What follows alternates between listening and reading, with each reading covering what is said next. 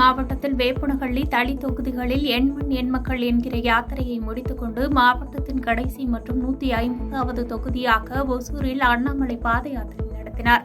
பின்னர் ராம்நகரில் நடந்த பொதுக்கூட்டத்தில் பேசிய அவர், சேலத்தில் திமுக இளைஞரணி மாநாட்டை போடாதே என இதுவரை இயற்கையை 4 முறை தள்ளி போட்டுள்ளது என்று கடுமையாக விமர்சித்தார்.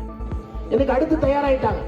சேலத்துல இளைஞரணி மாநாடு போட்டதுக்கு அப்புறம் உதயநிதி ஸ்டாலின் ஐயாவை நாங்கள் துணை முதலமைச்சர் ஆக்காம விட மாட்டோம் திமுக கார சுத்திட்டு இருக்கோம். தம்பி நீ புரிஞ்சுக்க, சேலத்துல இளைஞரணி மாநாடு போடாதேன்னு இயற்கை மாநாட்டை 4 முறை தள்ளி வச்சிருக்கு. புரிஞ்சுக்கணும்.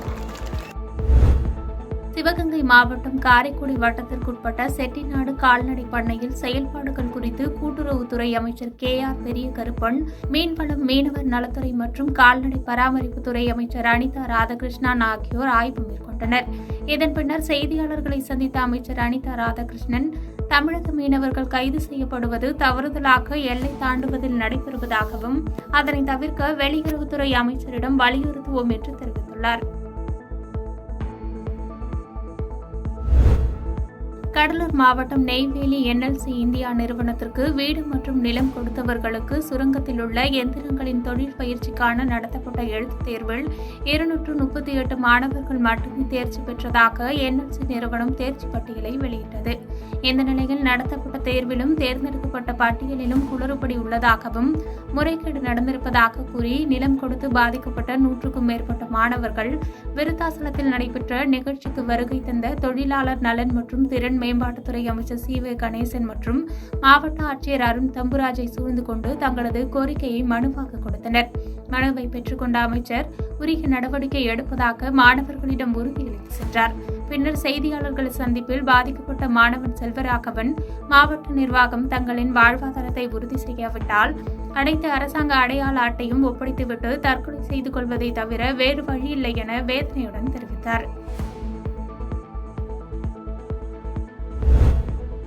செங்கல்பட்டு மாவட்டம் மாமல்லபுரம் அருகே உள்ள தேவநேரி பகுதியில் தனியார் நட்சத்திர விடுதியின் மதுபான பாரில் மேகாலயா மாநிலத்தைச் சேர்ந்த பிரான்சிங் டொஹலின் மற்றும் லாரிசா மேரி லேட்டிங் ஆகிய இருவரும் 20 நாட்களாக பணிபுரிந்து வந்தனர். இந்த நிலையில் இருவரும் தேவநேரி கடற்கரையில் குளிக்கும்போது ராட்சத அலையில் சிக்கி கடல் அலை இழுத்து சென்றது. இருவரும் உயிரிழந்த நிலையில் ஆணின் உடல் மாமல்லபுரம் கடற்கரை கோயில் பின்புறம் கற்களில் சிக்கியிருந்தது. பெண்ணின் உடல் மாமல்லபுரம் இருளர் குடியிருப்பு அருகாமையில் கடற்கரையில் ஒதுங்கியது. தகவல் அறிந்த மாமல்லபுரம் போலீசார் சம்பவ இடத்திற்கு சென்று 2 உடல்களையும் மீட்டு உடற்கூறு ஆய்வுக்காக செங்கல்பட்டு அரசு மருத்துவமனைக்கு அனுப்பி வைத்து விசாரணை மேற்கொண்டு வருகின்றனர். விழுப்புரம் மாவட்டம் முண்டியம்பாக்கத்தில் தேசிய நெடுஞ்சாலை விரிவாக்க பணிக்காக முண்டியம்பாக்கத்தில் வசித்து வரும் பூங்காவனம் என்பவரின் வீட்டில் உள்ள தென்னை மரம் வெட்டும் பணியில் அதே பகுதியைச் சேர்ந்த கமல் ஈடுபட்டுள்ளார். அப்போது அருகிலுள்ள உயர் மின்னழுத்த கம்பியிலிருந்து மரத்தில் மின்சாரம் பாய்ந்தது. அப்போது மின்சாரம் பாய்ந்த அதிர்ச்சியில் மரம் வெட்டும் தொழிலாளி கமல் மரத்தின் மேலே உறைந்து போய் தலைகீழாக தொங்கிய நிலையில் இருந்தார். இதுகுறித்து தகவல் அறிந்து சம்பவ இடத்திற்கு சென்ற விக்கிரவாண்டி தீயணைப்புத் துறையினர் துரிதமாக செயல்பட்டு தென்னை மரத்தின் மேல் உறைந்த நிலையில் அமர்ந்து இருந்த கமலை கயிறு கட்டி லாவகமாக மீட்டு அருகிலுள்ள முண்டியம்பாக்கம் அரசு மருத்துவமனையில் சிகிச்சைக்காக சேர்த்தனர்.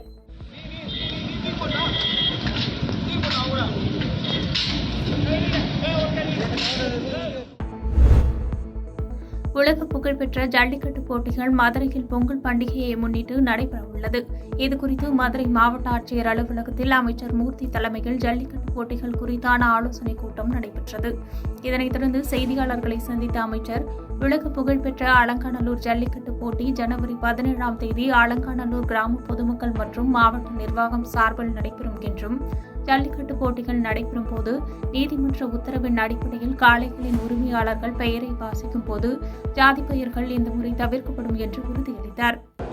15ஆம் தேதி அவனியாபுரத்திலையும், 16ஆம் தேதி பாலமேட்டிலையும், 17ஆம் தேதி அலங்காநல்லூர்லையும் ஜல்லிக்கட்டு நடைபெற இருக்கிறது. அதற்கு நேற்று மதியம் 12 மணியிலிருந்து இன்றைக்கு 12 மணி வரையிலையும் ஜல்லிக்கட்டு மாடுகளையும் ஜல்லிக்கட்டு காளைகளை அடைக்கக்கூடிய வீரர்களையும் பதிவு செய்யக்கூடிய பணி நடந்து முடிந்திருக்கிறது. தமிழகத்தில் உள்ள அனைத்து மாவட்டங்களிலுமிருந்து ஏறத்தாழ 12,176 காளைகளும் அதை கலந்து கொள்ளக்கூடிய மாடுபிடி வீரர்கள் 4,514 பேரும் கலந்து கொண்டிருக்கிறார்கள். திருப்பத்தூர் தூய நெஞ்ச கல்லூரியில் சட்டமன்ற நாயகர் கலைஞர் குறித்து கருத்தரங்கம் நடைபெற்றது. மாவட்ட வருவாய் அலுவலர் வளர்மதி தலைமையில் நடைபெற்ற இந்த கருத்தரங்கில் ஜோலார்பேட்டை சட்டமன்ற உறுப்பினர் தேவராஜ், திருப்பத்தூர் சட்டமன்ற உறுப்பினர் நல்லதம்பி, வேலூர் முன்னாள் சட்டமன்ற உறுப்பினர் ஞானசேகரன், கல்லூரி கல்வி இணை இயக்குநர் முனைவர் க. எழிலன் உள்ளிட்ட பலர் பங்கேற்றனர். மேலும் இதில் சிறப்பு அழைப்பாளராக கலந்து கொண்ட சட்டமன்ற துணை சபாநாயகர் கு. பிச்சாண்டி கலந்து கொண்டு உரையாற்றினார். அப்போது சட்டமன்ற தேர்தலில் போட்டியிட்டு அனைத்து தேர்தலிலும் தோற்காத தலைவர் கலைஞர்தான், எதிர்க்கட்சியை சேர்ந்தவர்களுக்கும் அனைத்து கோரிக்கைகளையும் நிறைவேற்றியவர் கலைஞர் என்று பெருமிதம் கொண்டார். அதைத் தொடர்ந்து கருத்தரங்கில் வெற்றி பெற்ற மாணவிகளுக்கு பரிசுகள் வழங்கப்பட்டது. முன்னாள் முதலமைச்சர் ஓ. பன்னீர்செல்வம் தேனியில் தொண்டர்கள் உரிமை மீட்பு கூட்டத்தை நடத்தினார். இந்த கூட்டத்தில் அவரது ஆதரவாளர்களான முன்னாள் அமைச்சர் வைத்தியலிங்கம், வெல்லமண்டி நடராஜன், ஜேசிடி பிரபாகரன், மனோஜ் பாண்டியன், உசிலம்பட்டி சட்டமன்ற உறுப்பினர் ஐயப்பன், தேனி நாடாளுமன்ற உறுப்பினர் ஓ. பி. ரவீந்திரநாத் உள்ளிட்ட 2000க்கும் மேற்பட்டோர் இந்த உரிமை மீட்பு கூட்டத்தில் பங்கேற்றனர். மேலும் கூட்டத்தில் தொண்டர்களிடையே பேசிய OPS, தினம் எத்தனை தீர்ப்புகள் வந்தாலும் ஆதரவு தரும் தொண்டர்களுக்கு நன்றி என தெரிவித்தார். மேலும் தமிழகத்தில் ஆளும் கட்சியும் எதிர்க்கட்சியும் ஒன்றாகத்தான் இருக்கிறது என்று தெரிவித்தார். அதிமுக கட்சி கொடி சின்னம் பயன்படுத்த உயர்நீதிமன்றம் இடைக்கால தடைதான் விதித்துள்ளது. வரும் ஜனவரி 19ஆம் தேதி உச்சநீதிமன்ற தீர்ப்பிற்காக காத்திருக்கிறோம் என்று தமிழக முன்னாள் முதலமைச்சர் ஓ. பன்னீர்செல்வம் தேனியில் செய்தியாளர்களிடம் தெரிவித்துள்ளார். அரசினை யார் தலைமை தாங்கி நடத்தப் போகின்ற தேர்தல், இந்த தேர்தல் இந்த நாட்டுடைய தேசிய கட்சிகள் தான் நாட்டை ஆள முடியும் என்ற ஒரு சூழ்நிலை நம்முடைய இந்தியாவில் இருக்கிறது. தேசிய கட்சிகளாக 2 முறை வென்று 10 ஆண்டு காலம் ஒரு சிறப்பான ஆட்சி மாண்புமிகு பாரத பிரதமர்கள் நாட்டு மக்களுக்கு தந்திருக்கிறார்கள். அந்த அடிப்படையில் பல்வேறு திட்டங்கள் தமிழகத்திற்கு நிறைய திட்டங்கள் தந்திருக்கிறார்கள். அந்த அடிப்படையில் மீண்டும் மாண்புமிகு பாரதிய ஜனதா கட்சியினுடைய தலைவர் திரு நரேந்திர மோடி தான் நாட்டுடைய பிரதமராக வர வேண்டும் என்பதன் கொள்கையின் அடிப்படையில் தான் நாங்கள் அவருக்கு ஆதரவு அளிக்கின்றோம். ஈரோடு பெரியார் நகர் பகுதி அருகே கோவிந்தராஜ் நகரை சேர்ந்தவர் சாந்தகுமார். தையல் தொழிலாளியான இவர் கடந்த 2014ஆம் ஆண்டு முதல் 2018ஆம் ஆண்டு வரை அப்பகுதியில் 9 வயது சிறுமியை மிரட்டி பலமுறை பாலியல் வன்கொடுமை செய்து வந்ததாக புகார் அளித்தது. இதுகுறித்து கடந்த 2018இல் பாதிக்கப்பட்ட சிறுமியின் தாய் ஈரோடு அனைத்து மகளிர் காவல் நிலையத்தில் புகார் தெரிவித்தார். புகாரின் பேரில் சாந்தகுமார் கைது செய்யப்பட்டார்.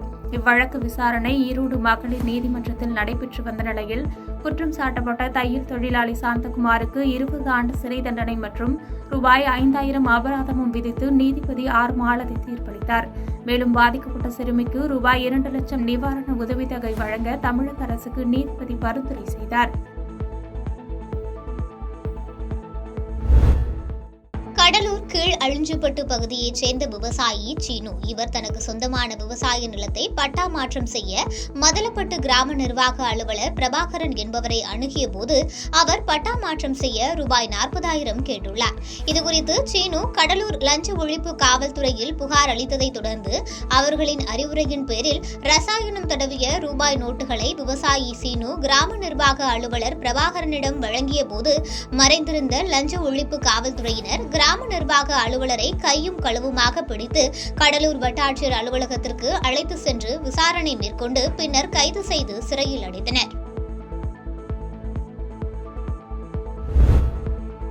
நாமக்கல் மாவட்டம் பள்ளிப்பாளையம் நகராட்சி பகுதிகளில் 2022-23ஆம் ஆண்டிற்கான சட்டமன்ற தொகுதி மேம்பாட்டு திட்டத்தின் கீழ் ஆண்டிக்காடு, நாட்டா கவுண்டன் புதூர், பெரியார் நகர், பழனியப்பா நகர் ஆகிய பகுதிகளில் 1,40,00,000 ரூபாய் மதிப்பில் முடிவுற்ற பணிகளான சிறுபாலம் அமைத்தல், கான்கிரீட் சாலை அமைத்தல், படித்துறை அமைத்தல் உள்ளிட்ட முடிவு பெற்ற பணிகளுக்கான கல்வெட்டுகள் திறப்பு, புதிய அங்கன்வாடி, கான்கிரீட் சாலை அமைத்தல் உள்ளிட்ட புதிய பணிகளுக்கான பூமி பூஜை நிகழ்ச்சி நடைபெற்றது. இதனை முன்னாள் அமைச்சரும் குமாரபாளையம் சட்டமன்ற உறுப்பினரும் கழக அமைப்பு செயலாளரும் நாமக்கல் மாவட்ட கழக செயலாளருமான திரு தங்கமணி துவக்கி வைத்தார். தொடர்ந்து பொதுமக்களிடம் குறைகளையும் கேட்டறிந்தார்.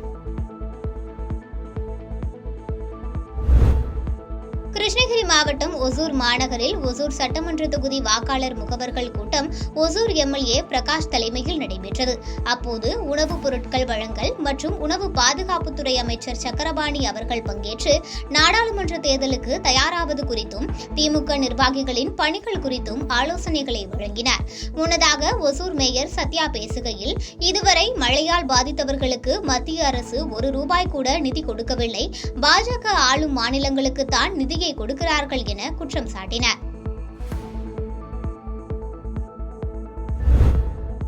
தமிழகம் முழுவதும் பொதுமக்கள் அரசு அலுவலகங்களுக்கு சென்று பட்டா மாறுதல், பெயர் மாற்றம் மற்றும் பல்வேறு சேவைகளுக்காக செல்ல வேண்டிய சூழ்நிலை இருந்த நிலையில் பொதுமக்கள் எளிய முறையில் பயன்படுத்தும் வகையில் தமிழக முதலமைச்சரால் மக்களுடன் முதல்வர் என்ற திட்டம் துவங்கப்பட்டது. இந்த நிகழ்ச்சி தூத்துக்குடி மாவட்டம் கோவில்பட்டி கதிரேசன் கோவில் சாலையில் அமைந்துள்ள தனியார் திருமண மண்டபத்தில் நடைபெற்றது. நிகழ்ச்சியை சமூக நலன் மற்றும் மகளிர் உரிமைத்துறை அமைச்சர் கீதா ஜீவன் கலந்து கொண்டு துவக்கி வைத்தார். தொடர்ந்து இலுப்பையூரணி மற்றும் பெருமாள்பட்டி ஆகிய 2 இடங்களில் 25.65 லட்சம் ரூபாய் மதிப்பீட்டில் கட்டி முடிக்கப்பட்ட அங்கன்வாடி கட்டிடத்தினை அமைச்சர் கீதா ஜீவன் ரிப்பன் வெட்டி துவக்கி வைத்தார். புதுச்சேரி மாநிலத்துக்கு நிரந்தரமான வகையில் துணைநிலை ஆளுநரை நியமனம் செய்ய மத்திய அரசு நடவடிக்கை எடுக்க வேண்டும் என மனிதநேய மக்கள் கட்சித் தலைவரும் எம்எல்ஏவுமான MH ஜவாஹிருல்லா வலியுறுத்தியுள்ளார்.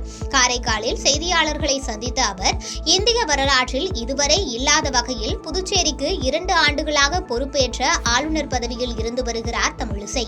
காரைக்காலில் கனமழையால் பயிர்கள் பாதிக்கப்பட்டுள்ள நிலையில் பொறுப்பு ஆளுநராக உள்ள தமிழிசை சவுந்தரராஜன் அதுகுறித்து ஆய்வு செய்யாமல் தமிழகத்துக்கு ஆய்வு செய்ய செல்கிறார். தமிழகத்துக்கு வந்து அரசியல் செய்வதை நிறுத்திவிட்டு புதுச்சேரி மக்கள் பிரச்சனைகளுக்கு தீர்வு காண நடவடிக்கை எடுக்க வேண்டும் என கேட்டுக்கொண்டார்.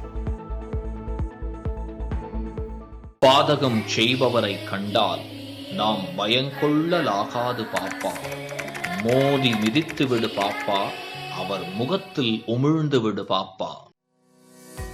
அண்மை செய்திகளை உடனுக்குடன் தெரிந்து கொள்ள இணைந்திருங்கள் இயம்நாடு தொலைக்காட்சியுடன்.